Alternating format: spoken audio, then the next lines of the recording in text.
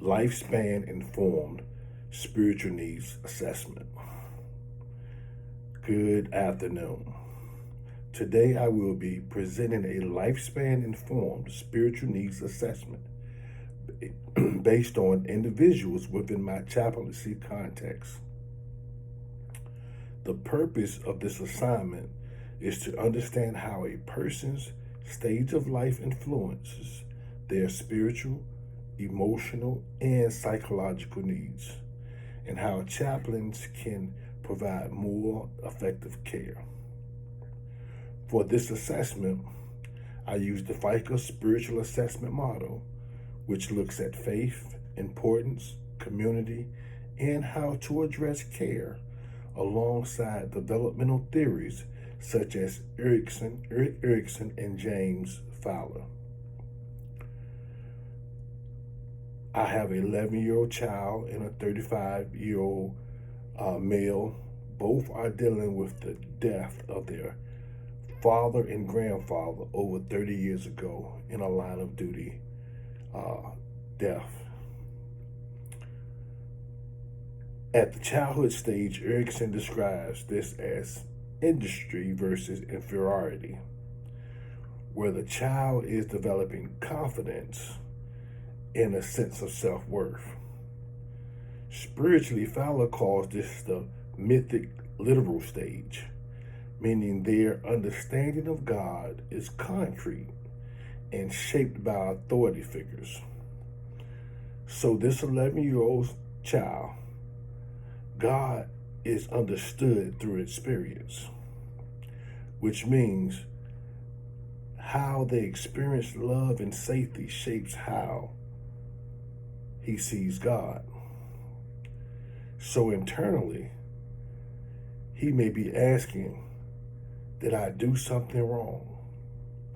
Why did this happen?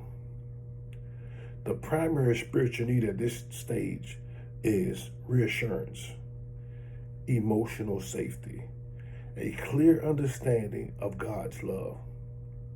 My pastoral care plan includes age-appropriate conversation, prayer for reassurance, affirmation of identity and worth, creating a safe emotional space to support his development at this stage. I focus on building confidence, stability, and trust because how he experiences care now will shape how he understands faith later. Because at this stage, you are not just teaching about God, you are shaping how he will see God. His father, which is a 35-year-old firefighter, this case is layered.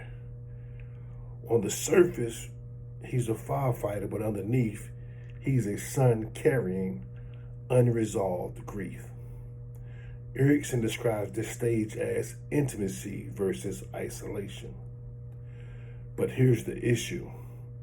You can't fully connect with others if you haven't, processed what's within.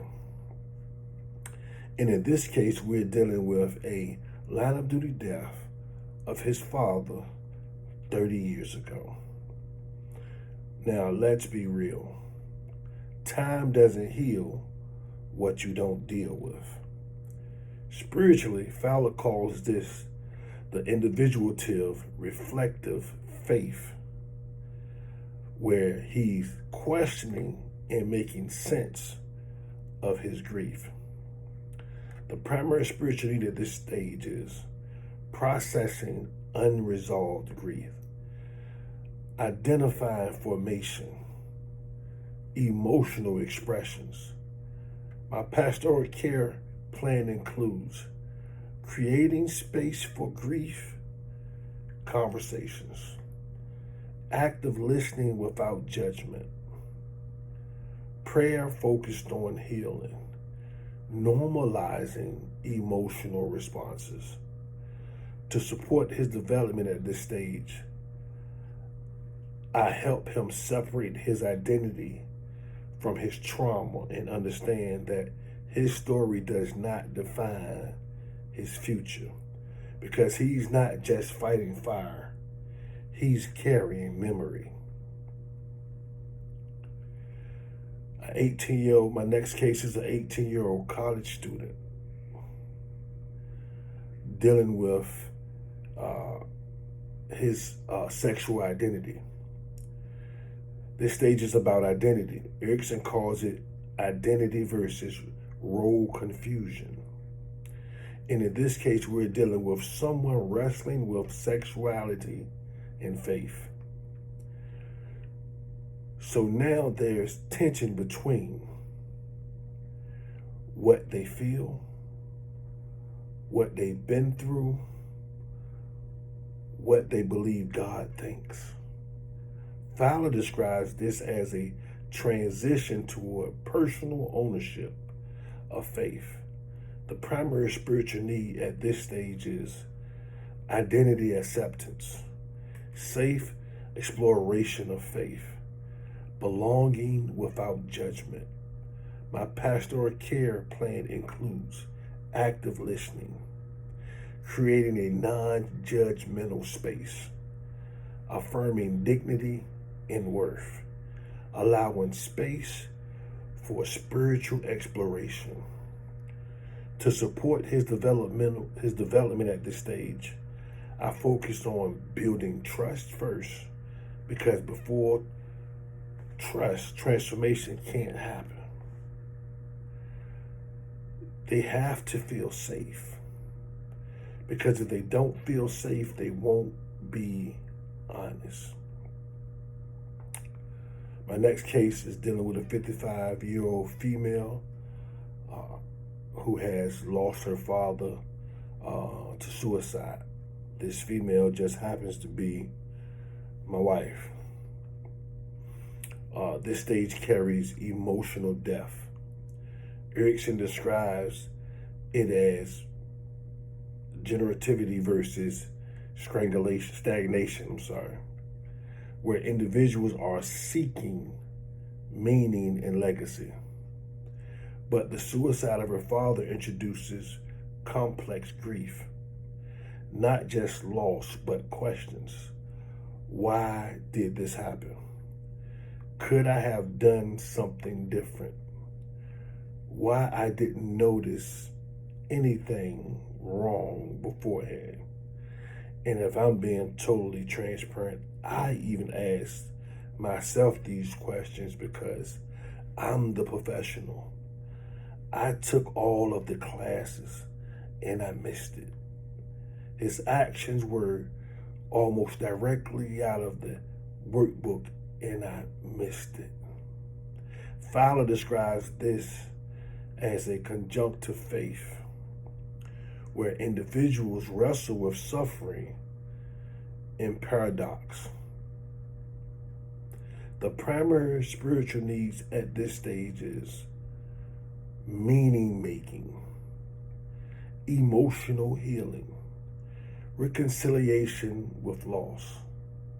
My pastoral care plan includes grief support, space for lament, prayer when appropriate, emotional validation.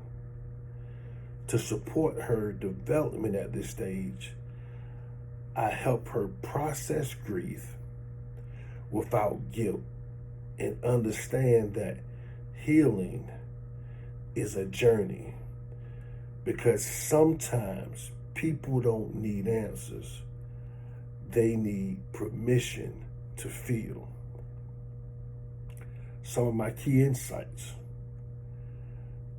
What this assessment showed me is this: every life stage changes how people experience God's plan and healing. As Doreen explains, pastoral care must address both emotional and spiritual dimensions. So chaplaincy is not one size fits all. It's developmentally informed.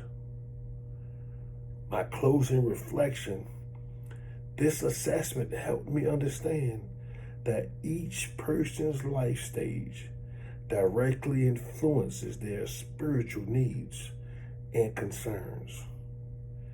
I learned that effective chaplaincy requires more than compassion. It requires understanding where a person is in life. Moving forward, this will shape how I approach ministry by helping provide care that is not only spiritual but also developmentally appropriate. Because at the end of the day, people don't need answers, they need your presence.